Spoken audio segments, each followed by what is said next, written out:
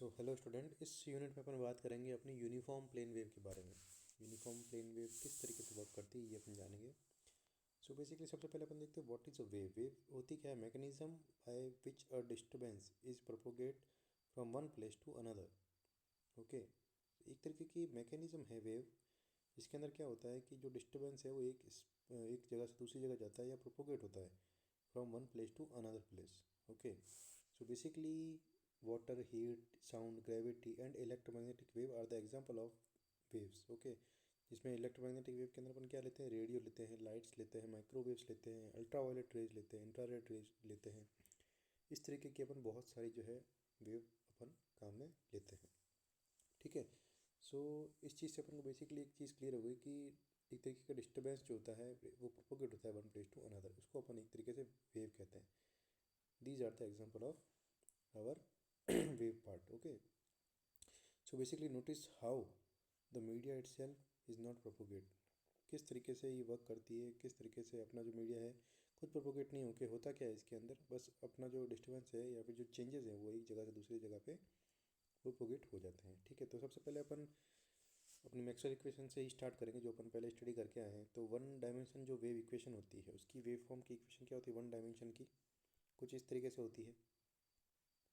ठीक है, जिसके अंदर D square by D X square minus one upon V square into D square by D T square और function अपना P जो है वो किसकी टर्म्स के अंदर है? एक्स और टी की टर्म के अंदर इक्वल्स टू जीरो। ये अपनी वन डायमेंशन की वेव इक्वेशन होती है। ठीक है, इस चीज़ की अपन स्टडी करी थी। अब इसके अंदर आगे अपन जो चेंजेस होते हैं इसके बारे में जानेंगे। बेसिकली अगर अपन टी टाइम अगर जीरो होता है तो अपना जो पी जो होता है ना, जो अपना वेव इक्वेशन का जो फंक्शन है वो एफ एक्स की तरह वर्क करता है।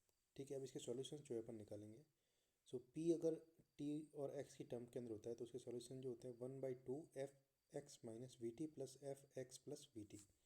इस तरीके से पी के सॉल्यूशन होता है ना, ये वाली इक्वेशन। ठीक है, अब इसके जो यूनिक सॉल्यूशन जो होते हैं डिपेंड करते हैं फिजिकल प्रॉब्लम के ऊपर। ओके, बेसिकली अगर अपन एफ एक्स की बात करें तो पी को अगर अपन लेते तो किस तरीके से लेंगे? अगर इस इक्वेशन की अगर अपन बात करेंगे यहाँ पे पी जो एक्स और टी की टर्म के अंदर है वो सबसे पहले तो जैसे कि ये वाली इक्वेशन पे अपन ध्यान दें, इसके अंदर क्या होगा? ये पी एक्स टी को अगर अपन अंदर लेके चले जाएंगे तो ये वाला जो पार्ट है ना, जो पी एक्स टी जो इससे मल्टीप्लाई होकर आएगा उसको अपन बोलते हैं एफ डबल एक्स। ठीक है, और फिर बाद में ये वाला पार्ट फिर सेकेंड वाले पार्ट से मल्टीप्लाई होगा तो उससे क्या बनेगा? पी एक्स टी जो अंदर आ जाएगा और नीचे वाला वी स्क्वायर जो है उस तरफ चला जाता है तो उसको अपन क्या बोलते हैं? V square F double X. Okay, basically अगर टी एक्स की टर्म में अगर पी को डबल डिफ्रेंशिएट किया है तो उसकी वैल्यू निकल के आएगी एफ डबल एक्स, और टी की टर्म्स में करते हैं तो V square F double X इसकी वैल्यू निकल के आती है। ठीक है, अब टाइम हार्मोनिक के अंदर अपन कंट्रोल सिस्टम में ये चीज़ पढ़ के आए हैं कि जो टी होता है डी बाई डी टी जो होता है उसको अपन किसके टर्म में चेंज करते हैं? टाइम हार्मोनिक में जब भी चेंज करते हैं तो डी बाई डी टी जो होता है उसको जे ओमेगा के टर्म्स में लिखा जाता है। ओके, बेसिकली अपन इसी चीज़ को वापस क्या करेंगे? ये इक्वेशन जो आप यहाँ पे देख रहे हैं इसको अपन क्या करेंगे? ओमेगा के टर्म्स के अंदर चेंज करेंगे, डबल डिफ्रेंशिएट कर देंगे इसको। ठीक है, तो जे स्क्वायर अगर डबल डिफ्रेंशिएट करते हैं तो जे स्क्वायर अपना इस तरीके से यहाँ पे निकलेगा कि ये जो इक्वेशन है अपन आपको देख रहे हैं यहाँ का माइनस जो साइन आपको दिख रहा है इसके अंदर, ये जो माइनस साइन यहाँ पे दिख रहा है तो जे स्क्वायर जो होता है वो क्या होता है? -1 के बराबर हो जाता है। ठीक है, जे स्क्वायर होता है -1 के बराबर। ठीक है, क्योंकि जे की वैल्यू अपन क्या लेते हैं? रूट ऑफ -1, तो जे स्क्वायर -1 के बराबर हो जाता है। ये माइनस और ये माइनस, ये माइनस और ये वाला माइनस दोनों आपस में कैंसिल आउट होकर प्लस बन जाते हैं। तो अपना यहाँ पे क्या सॉल्यूशन निकल के आएगा? पी की टर्म्स में अगर अपन सॉल्यूशन निकालते हैं तो अपना सॉल्यूशन क्या निकल के आता है? D square divide by D X square plus आ जाएगा बीच में और omega square divide by V square into P X equal to zero. Okay, अपन ने क्या किया यहाँ पे? जो टाइम हार्मोनिक के अंदर अपनी जो है डिफरेंशियल इक्वेशन है उसको कन्वर्ट कर दिया। ये वाला पार्ट जो आप देख रहे हैं यहाँ पे टाइम हार्मोनिक के अंदर इसको कन्वर्ट कर दिया गया है। ठीक है, तो D square by D T square है तो उसको अपन जब टाइम हार्मोनिक के अंदर कन्वर्ट करते हैं तो सबसे पहले डी बाई डी टी जो है उसको जे ओमेगा अपन ने यहाँ पे किया, इसका अपन क्या करेंगे? डबल डिफ्रेंशिएट करेंगे। ये वाला पार्ट जो आप देख रहे हैं इसका अपन डबल डिफ्रेंशिएट करेंगे इस वाले पार्ट का। ठीक है, तो ये बन जाएगा ओमेगा स्क्वायर, माइनस का ओमेगा स्क्वायर बन जाएगा जो माइनस यहाँ पे प्लस में कन्वर्ट हो जाएगा। अपनी जो डिफरेंशियल इक्वेशन बनी है वो क्या बनी है? D square divide by D X square plus omega square V square into P X equal to 0। इस तरीके से अपनी जो है इक्वेशन बनी है, वेव इक्वेशन। अब अपन बात करते हैं मैक्सवेल इक्वेशन की। अपन 4 इक्वेशन पढ़ के आए हैं। उसमें क्या होता है, डेल क्रॉस ई वो होता है minus J omega mu not H, ठीक है। और डेल क्रॉस एच जो होता है वो जे ओमेगा एप्सिलॉन नॉट ई के बराबर। और डेल डॉट एच होता है वो 0 के बराबर होता है, डेल डॉट ई जो है वो 0 के बराबर होता है। ये अपन चारों इक्वेशन मैक्सवेल इक्वेशन में सॉल्व करके आए हैं। ओके, सो अगर सोर्स फ्री की बात करते हैं, जब अपना सोर्स फ्री होता है तो उसके अंदर रो वी की वैल्यू 0 हो जाती है और जे की वैल्यू भी 0 हो जाती है।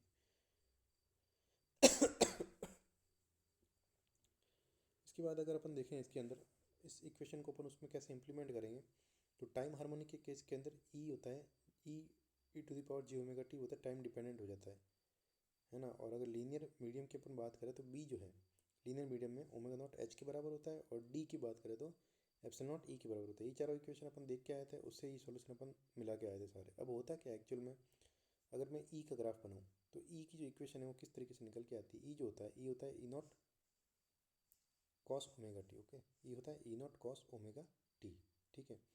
अब E naught cos omega T तो सिंपल सी बात है, जो इसकी एम्पलीट्यूड होगा ई की अगर हम बात करें तो इसका एम्पलीट्यूड होगा मैक्सिमम कितना हो जाएगा, ई नॉट के बराबर। और कॉस ओमेगा टी की जो वेव होती है उसको फॉलो करेगा। कहने का मतलब ये है कि ओमेगा टी जब 0 होगा तो अपनी ई एक्स की वैल्यू कितनी होगी, मैक्सिमम होगी, मतलब ई नॉट के बराबर होगी। या फिर अगर ई नॉट अगर 1 है तो ये 1 के बराबर होगा। और वैसे ही जब ओमेगा टी पाई/2 होगा तो अपना पूरा जो ई एक्स है वो 0 के बराबर हो जाएगा। ओके, बाकी जो है ओमेगा टी को ये फॉलो करेगा। सो basically this is the equation of E for our solution, and x component of this electric field at z equals to 0 as the function of time.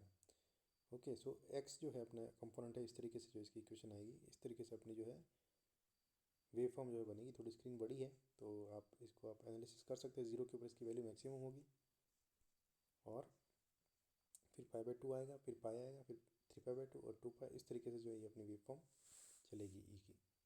Okay,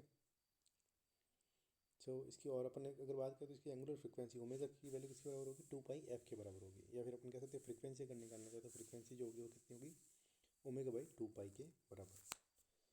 so basically यहाँ पे क्या हो रहा है, ये जो अपन वेव फॉर्म देख रहे हैं इसके अंदर हो क्या रहा है, अपन सीधा सीधा देख सकते हैं कि अगर ई एक्स की अपन बात करें तो ई एक्स जब अपना ओमेगा टी 0 है तो ई एक्स मैक्सिमम होगा। जब ओमेगा टी पाई/2 है तब ये 0 के बराबर हो जाएगा। और फिर जब -पाई/2 के बराबर है, जैसे नीचे की अपन बात करें या फिर अपन पाई की बात करें, है ना, ये तो इसको इस तरीके से देखिए, पाई/2 के ऊपर इसके 0 सॉल्यूशन आ जाएगा, पाई के ऊपर ये इसकी वैल्यू मैक्सिमम होगी लेकिन नेगेटिव साइड के अंदर, फिर वापस 3 पाई/2 पर 0 होगी और वापस 2 पाई के ऊपर मैक्सिमम हो जाएगी। ओके, सो इस तरीके से जो है ई एक्स जो है उसकी वेव फॉर्म निकलेगी। अब अगर ई एक्स के अंदर अपन लैग देते हैं के जेड का, है ना, के जेड का अपन लैग देते हैं इलेक्ट्रिक फील्ड के अंदर। सो बेसिकली अब इसके अंदर क्या होगा, अपन जो ये ग्राफ बना रहे हैं ई एक्स का वो जेड एक्सिस के अराउंड बना रहे हैं। और अगर अपन इसके अंदर से ओमेगा टी के अंदर से कोई भी चीज़ अगर माइनस करते हैं तो ये उसके अंदर लैग आ जाएगा, मतलब उतना लेट अपना जो है वो ग्राफ डिले हो जाएगा इसके अंदर। और अगर प्लस करते हैं तो उतना शिफ्ट हो जाएगा। बेसिकली एक तरीके की शिफ्टिंग है, ठीक है। सो अब अगर ओमेगा टी 0 होता है तो अपना जो ग्राफ है वो के जेड से शिफ्ट हो जाएगा पीछे की तरफ, और अगर प्लस के जेड लेते हैं तो वो आगे की तरफ शिफ्ट हो जाएगा। तो इस तरीके से अपना जो ग्राफ बनता है इसके अंदर। सो फर्स्ट अगर अपन जब 0 शिफ्ट की बात करें तो अपना ग्राफ फर्स्ट वाला है जो कि इस तरीके से पाई/2 से स्टार्ट होगा और नीचे जाते हुए इस तरीके से अपनी मैक्सिमम वैल्यू को अटेन करेगा। और अगर फिर अपन देते हैं कि अगर अगर अपन शिफ्ट कर रहे हैं अपने ग्राफ को, ठीक है। सो बेसिकली अपन नेक्स्ट के अंदर क्या कर रहे हैं, अपने जो इलेक्ट्रिक फील्ड का ग्राफ है उसमें ओमेगा टी के साथ में के जेड माइनस कर रहे हैं, तब क्या होगा, तो उस केस के अंदर अपन कितना शिफ्ट कर रहे हैं उसके ऊपर डिपेंड करेगा। जैसे ओमेगा टी को अपन पाई/2 अगर लिखते हैं, मैंने पाई/2 से अगर इसको शिफ्ट किया है ओमेगा टी की वैल्यू, तो क्या होगा, अपना पाई/2 ग्राफ जो है आगे शिफ्ट हो जाएगा। और अगर ओमेगा टी को पाई शिफ्ट करते हैं तो फिर पाई से अपना ग्राफ स्टार्ट होगा। तो इस तरीके से जो है अपना ई एक्स जो है उसकी वैल्यूज निकल के आएगी, इस तरीके से उसका ग्राफ जो है फॉलो होगा। सो बेसिकली अगर अपन इसके अंदर बात करें कि लेमडा की वैल्यू कितनी आएगी, ओके, तो लेमडा क्या होता है, लेमडा होता है 2 पाई/k। तो लेमडा की वैल्यू हो जाएगी इसके अंदर 2 पाई/k, जो कि इसका अपन कह सकते हैं कि इसकी क्या हो जाएगी, वेवलेंथ हो जाएगी इसकी। ओके, सो अब अगर अपन देखें इसके अंदर कि वी जो होता है, वी की अपन चर्चा आगे करके आ चुके हैं, जो होता है delta Z by delta T. तो डेल्टा जेड होता है लैम्डा बाई 2 और डेल्टा टी जो होता है वो पाई बाय ओमेगा होता है। सो बेसिकली अब इसके अंदर जो कैंसिल आउट होते हैं उनको अपन कैंसिल कर देते हैं और इसकी फाइनल वैल्यू जो वी की निकल के आती है वो होती है ओमेगा डिवाइड बाई के के बराबर। तो ये कुछ फार्मूलेज है जो अपन को ध्यान में रखने हैं। बेसिकली जो है अपने लिए जो वेव इक्वेशन है वो यहाँ से अपन देखेंगे कि किस तरीके से अपना वेव इक्वेशन के सॉल्यूशन निकलते हैं ना। सो ये बेसिकली ये इक्वेशन अपने काम की है। ओके, सो अब अपन इसके जो ई के हैं, ई के जो डिफरेंट डिफरेंट पैरामीटर्स है वो चेक कर लिए हैं। अपन बात करते हैं कि अगर अपना जैसे ई जो है एक्स को अगर के जेड शिफ्ट करते तो के जेड शिफ्ट करने के बाद क्या होगा। पहले अपन ने देखा कि यहाँ पे ओमेगा की वैल्यू अपन ने सबसे पहले जीरो ली तब क्या हुआ, वाई बाई 2 ली तब क्या हुआ, और ओमेगा की वैल्यू पाई ली तब क्या हुआ। अब इसके अंदर अपन के जेड शिफ्ट करते हैं तो ये अपना ग्राफ जो है वो आगे पीछे की तरफ शिफ्ट हो जाएगा। अपन कितना शिफ्ट करते हैं उसके ऊपर डिपेंड करेगा। ओके, तो बेसिकली यहाँ पे अपन ने इसके अंदर क्या किया, इसको के जेड को शिफ्ट किया, electric field as a function of Z at different time. तो सेम इसके अंदर भी जो वी है अपना वही निकल के आएगा ओमेगा डिवाइड बाय के बराबर। अब बात करेंगे यूनिफॉर्म प्लेन वेव, जो अपना यूनिट है। अब बेसिकली यहाँ से स्टार्ट होगा। यूनिफॉर्म प्लेन वेव का कहने का सेंस क्या होता है, wave with constant phase fronts and whose amplitude E not is uniform. So basically होगा क्या, जो इसके अंदर फेज जो होगा वो हमेशा कांस्टेंट रहेगा और जो अपना एम्पलीट्यूड है वो हमेशा यूनिफॉर्म रहेगा, ई नॉट के बराबर रहेगा, उसमें कोई चेंजेस नहीं आएंगे। सो उसको अपन वेव को अपन क्या बोलते हैं, यूनिफॉर्म प्लेन वेव बोलते हैं। अगर इलेक्ट्रिक फील्ड का अपन फार्मूला देखें जो मैक्सवेल इक्वेशन से अपन पढ़ के आए हैं, तो उसमें डेल क्रॉस ई जो है minus J omega mu not H के बराबर होता है, where E field is uniform plane wave is given by. इसका अगर अपन फर्दर सॉल्यूशन निकालें ई का तो क्या निकल के आता है, X cap E naught E to the power minus J omega K Z. और मैग्नेटिक फील्ड की अपन निकाले तो वो निकल के आता है Y cap E naught E to the power minus J K Z divide by eta not.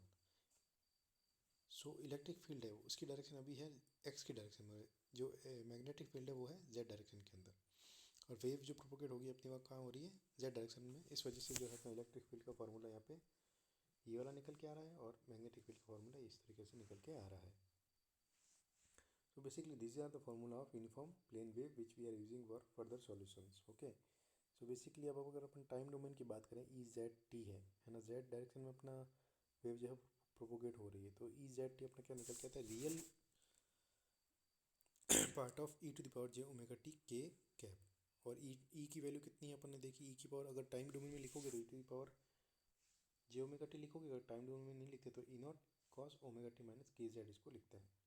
और वैसे ही जो है सिमिलरली अगर अपन इसकी बात करें, मैग्नेटिक फील्ड की बात करें, तो real part of E the power J omega T divide by eta not Y cap, ये तो होगी टाइम डोमेन में। और अगर फ्रीक्वेंसी डोमेन में अगर बात करें तो E naught divide by eta naught cos omega T minus K Z. Okay, so basically these are the equation of electric field and magnetic field in uniform plane wave in both the domain, for time domain and in the frequency domain. Okay, so where eta naught की अगर अपन value देखें तो क्या होता है, eta naught is the intrinsic impedance of free space, जिसकी value कितनी होती है, root of mu naught divide by epsilon naught equal to 120 pi, जिसकी वैल्यू लगभग निकल के आती है 377 ओम्स के बराबर। और कुछ जो कांस्टेंट है उसकी वैल्यू अपने को हमेशा याद होनी चाहिए, जो मैंने आपको पहले डिस्कस कर चुका हूँ कि एप्सिलॉन नॉट होता है वो कितना निकल के आता है 1/36 पाई इंटू 10⁻90, और परमेबिलिटी जो होती है वो होती है mu not equal to 4 pi into 10⁻7 के बराबर। अब इन चीज़ों का यूज़ अपन फर्दर जो है काम के लिए, इन सब जो अपन ने रिजल्ट निकाले इनका अपन फर्दर यूज़ में लेंगे।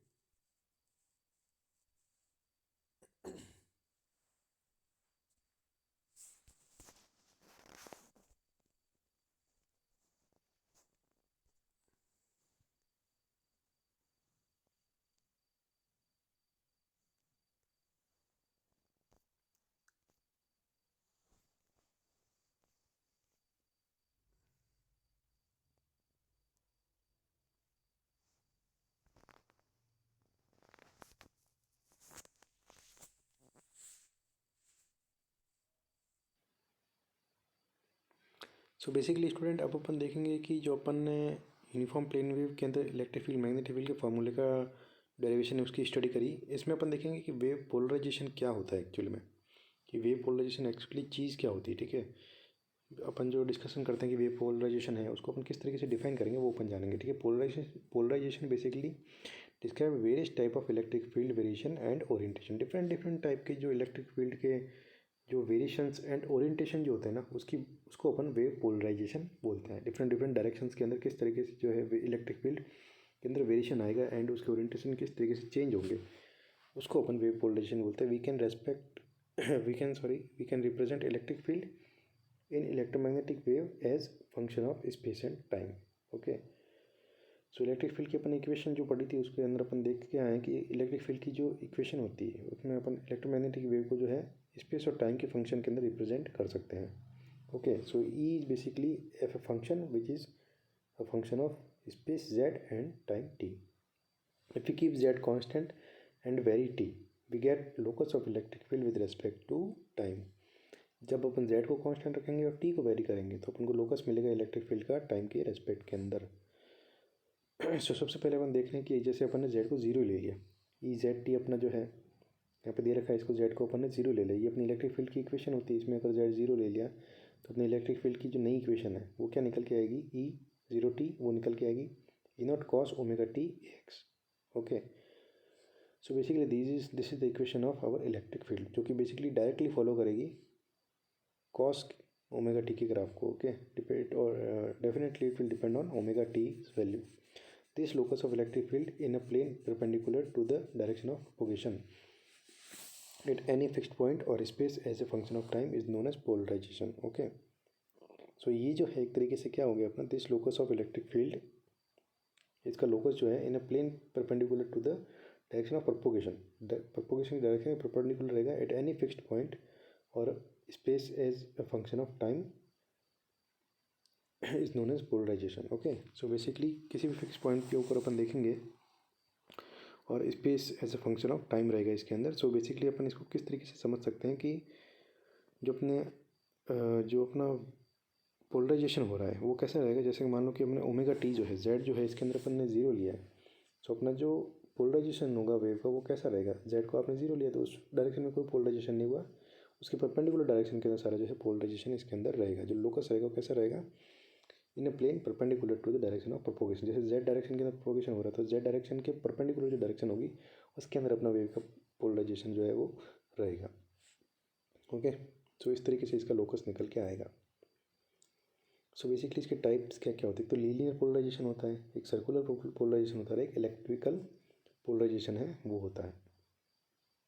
ओके स्टूडेंट, सो बेसिकली इसकी 3 टाइप्स होते हैं उसके बारे में अपने जाना।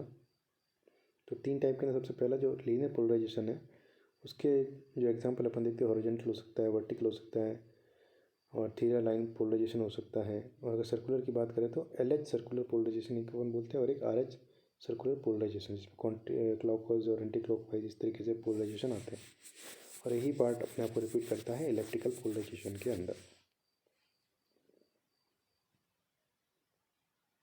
सो स्टूडेंट अब अपन पढ़ेंगे प्रोपगेशन क्या होता है, वेव प्रोपगेशन की अपन बात करेंगे पोलराइजेशन के बारे में। So basically electric wave propagation use of Maxwell equation, और वी कैन से किस तरीके से अपन मैक्सवेल इक्वेशन का इसमें यूज़ करेंगे। Wave propagation Maxwell predict the existence of electromagnetic waves. So basically इसमें क्या हो रहा है, wave propagation Maxwell predict the existence of electromagnetic waves. Maxwell ने इलेक्ट्रोमैग्नेटिक वेव का जो है प्रेडिक्शन किया था कि इलेक्ट्रोमैग्नेटिक वेव जो है एग्जिस्ट करती है, तो अपन इसका यूज़ करते हैं वेव प्रोपगेशन के अंदर। सो बेसिकली जो हर्ट्ज़ जो था उसके अंदर क्या चीज़ आई थी, जो हर्ट्जियन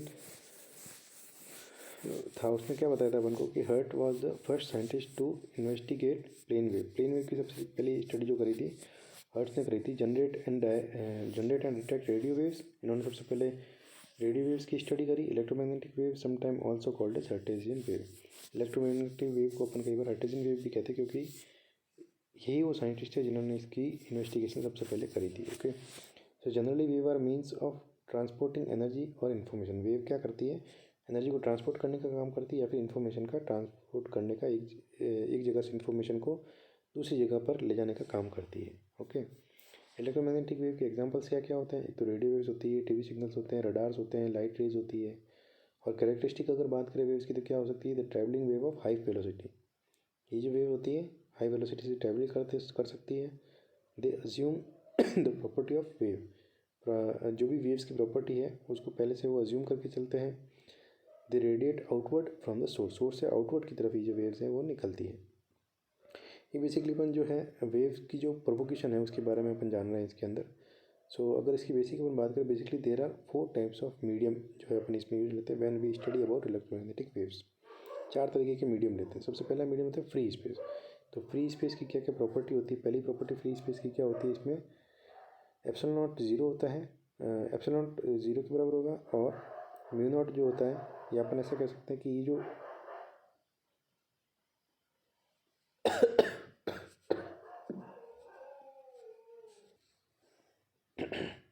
तो बेसिकली साई जो है इसके अंदर साई की वैल्यू अपन जीरो के बराबर ले रहे हैं पहले, फिर एप्सिलॉन नॉट की वैल्यू एप्सिलॉन की वैल्यू एप्सिलॉन नॉट लेते हैं, और म्यू नॉट की वैल्यू म्यू की वैल्यू म्यू नॉट के बराबर लेते हैं।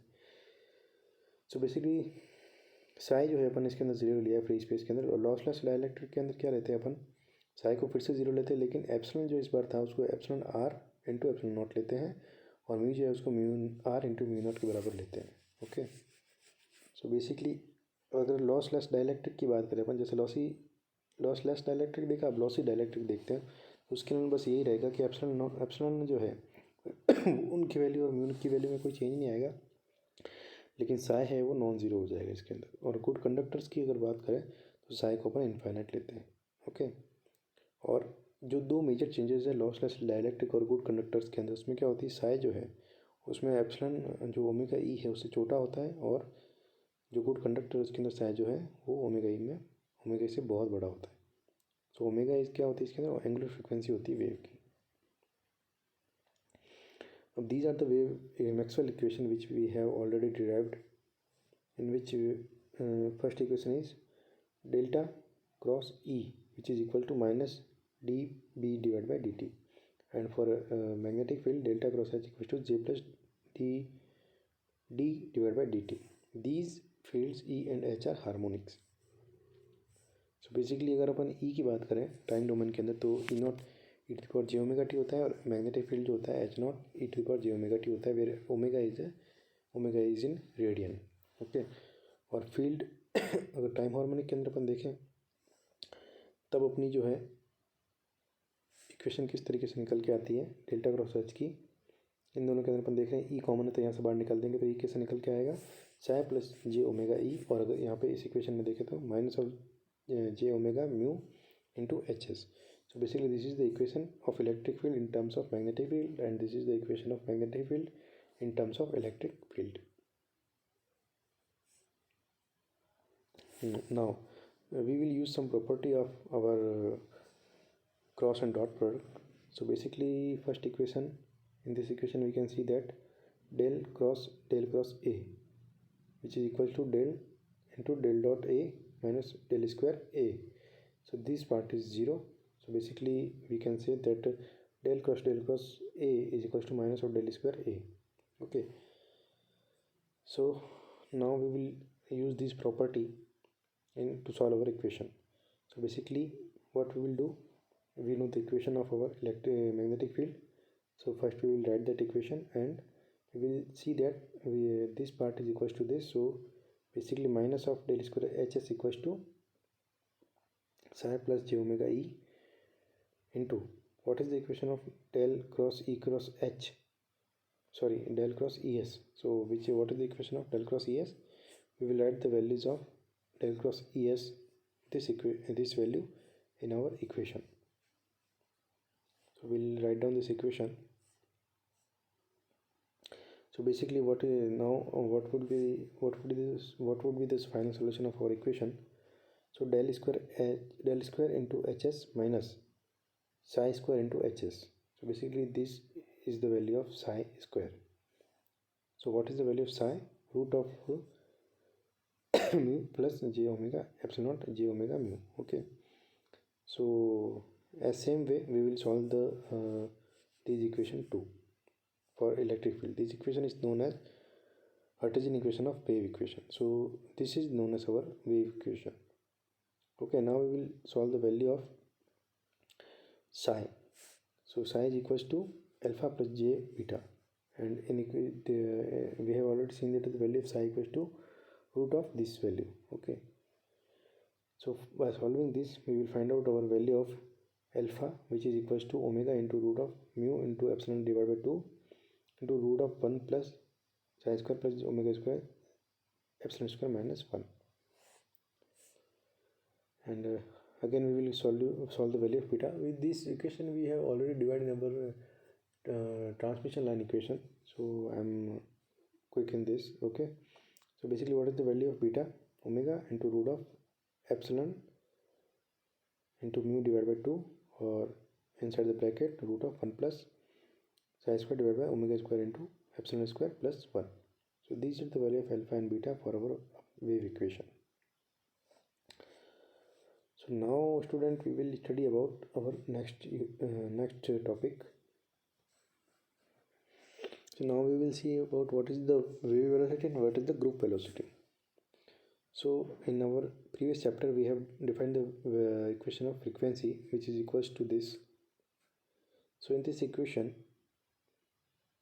if we will transfer this part to other side, so root of m pi divided by a whole square plus n pi divided by b ka whole square, which is equals to 2 pi fc into root of mu into epsilon. So this is omega. So now we will find the value of beta from this equation, so which would be equal to this. Okay, so now we will solve our equation. Now we know that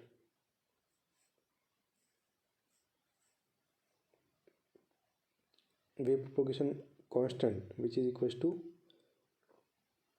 psi, which is equal, what is the value of psi? Root of m pi divided by e ka whole square plus n pi divided by b ka whole square minus omega square epsilon e. In this equation, if when this is greater than this, then what happen? Psi will imaginary. Okay, so wave propagation occur, and when psi is equals to alpha plus j beta, and if alpha is equals to 0, then psi equals to j beta, and we will put the value of beta in our equation. So psi will equals to j into omega square epsilon e minus m pi divided by e ka whole square plus n pi divided by b ka whole square. Okay, so now what we will do? Now we will change our equation in terms of beta. So beta is equals to root of omega square epsilon e minus omega square c epsilon e. So we will take the common part.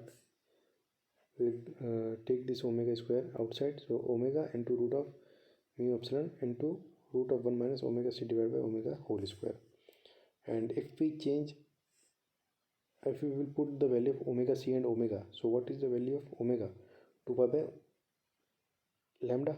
So this lambda from this will come upper side, and lambda c this will come for downward side. So basically this will be the equation of our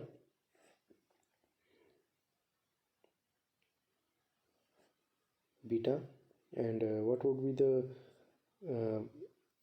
then the wavelength measured in the waveguide, what will be the value of lambda g? It will be equals to 2 pi by beta. So now we will put our beta's values in the lambda g equation, and we will see that our equation lambda g will come like lambda divided by root of 1 minus lambda divided by lambda c whole square. So these are some values we have to remember. Okay, so till now we have derived the value of lambda g. Now we will see what is the value of our phase velocity, which is Vp, and group velocity, which is Vg. So basically Vp is omega divided by beta. So we will put our beta value in above equation, which beta we have value find out. So then what is the value for Vp? This will come as c divided by root of 1 minus fc divided by f whole square. So this is our phase velocity, and we will talk about group velocity, which will come as c square divided by Vp. So we will put our Vp value, and what is our Vg value, group velocity? It will come like c into root of 1 minus lambda divided by lambda c whole square. So these are our group and phase velocities. So student, now we will study about Poynting vector. What is Poynting vector? It is basically tell us the direction of energy carried by electromagnetic wave, that in which direction our energy is transmitted. So basically this is the transmitter in our picture and this is the receiver. So energy transmitted from transmitter to receiver side. We can obtain this rate of energy transpiration from Maxwell equation की इसके अंदर हम ये जान सकते हैं किस तरीके से अपनी जो एनर्जी है वो ट्रांसमिट हो रही है by using Maxwell equation for obtaining Poynting vector. So basically this is our Maxwell equation, and what we will do by vector identification, we can use this property in our to solve our equation del a cross b, which will come as del dot a b dot del cross a minus a dot del cross b. If we will put a equals to e and b equals to h, then we will use to solve these vector property to solve our Maxwell equation. So basically now we will use this property to solve this equation. Okay, del dot e cross h, which is come as h dot del cross e minus e dot del cross h. Okay, so what is the value of this del dot e cross h, which is come as minus h dot dv divided by dt equals to, which will come as mu h dot e dh divided by dt. And what is the value of e dot del cross h? This will come like this. Okay, so now we will put the value of both this to solve. Now we will put the value of both this, and first we will solve the value of this. So for electric field, e dot e d e divided by dt, which will come as 1 by 2 d e square divided by dt. Okay, so basically in the next step, this is the equation for our magnetic field and this is the equation for our electric field, and now we will put both this equation in our main equation and taking volume integral both side. Okay, so basically now we will take a volume integral for both sides, and our new equation for E will come like this. So now we will take, this is the volume integral, and what would be surface integral? Surface integral will come like this.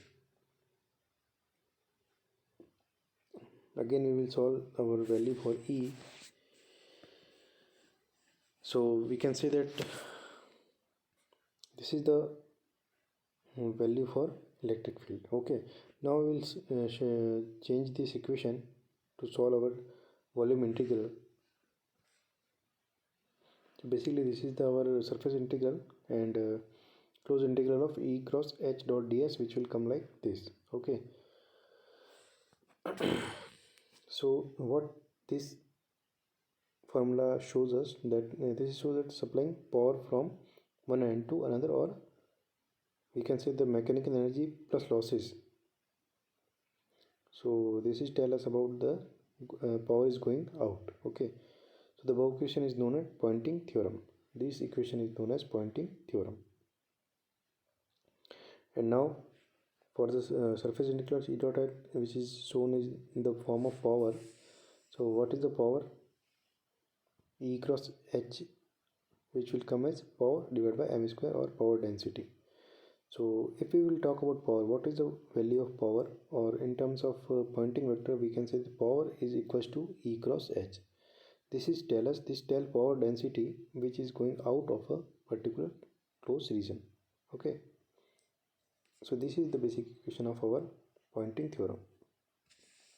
Poynting vector will point in direction of wave propagation. Poynting theorem states that the net power flowing out of a given volume, in which V is equals to the time rate of decrease in the energy storage within volume, or so what we can say about from this equation, P is equals to E cross H. So this is show that the power is going from going outside, or energy store is decreasing. Okay, or P, we can say that P is normal to both E and H.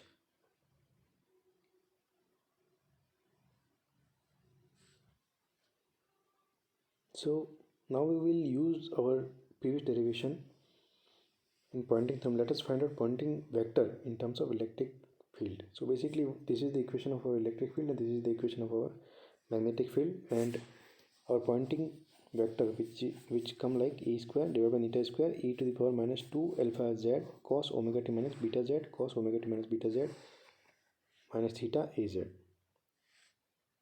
And we know cos a dot b, which is like 1 by 2 cos a minus b plus cos a plus b. So basically p zt will come for e square divided by 2 modulus n e to the power minus j alpha bz, and in the angle which will work like this. Okay, so basically let us find time average pointing vector, which is come like pointing vector integration of pointing vector from 0 to t in the interval of time period t. So now we will put our pointing equation in this equation and solve this integral. Okay, so p average will come, or we can say average power will finally come like e naught square 2 by neta e naught square divided by 2 neta e to the power minus 2 alpha z cos theta az. Okay, so this is the solution of our final equation.